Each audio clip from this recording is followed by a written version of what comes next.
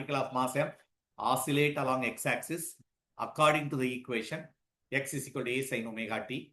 The nature of a graph between momentum and displacement of the particle. அப்போ the particle x-axis oscillate ஆயிருக்கு. மீன் பொசிஷன்ல extreme position போகுது, எக்ஸ்ட்ரீம்ல இருந்து மறுபடியும் மீன் பொசிஷன் வருது. It executing SHM. அதோட டிஸ்பிளேஸ்மெண்ட் ஈக்குவேஷன் கிடைச்சிருச்சு. A sin omega t.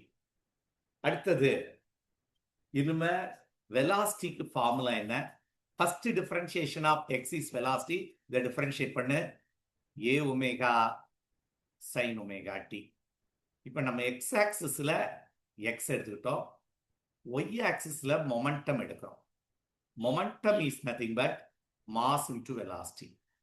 இப்போ இதை வெலாசிட்டியால் மல்டிப்ளை பண்ணா m a omega sin velocity differentiate பண்ற cos omega t ஆயிருண்டா cos omega t.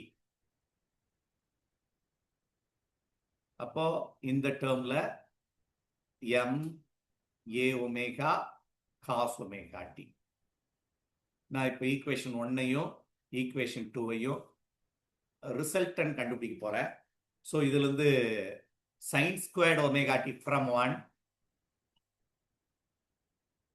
sin omega t வெளியேடு.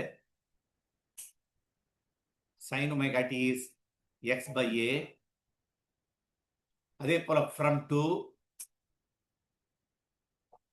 cos omega t வெளியேடு p by m a omega. இப்போ நீ என்ன பண்ணு, ஸ்கொயரிங் அண்ட் ஆடிங் போடு. ஈக்குவேஷன் 3ஐயும் 4ஐயும் ஸ்கொயர் அண்ட் ஆட்.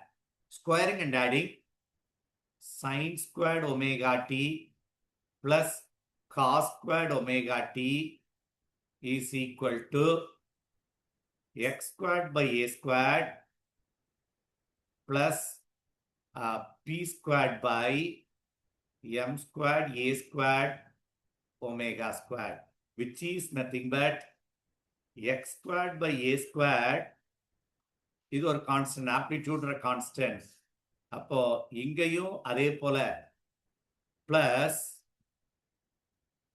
y ஆக்சிஸ்ல எடுத்த p is nothing but y squared by, we take it as p squared as this constant.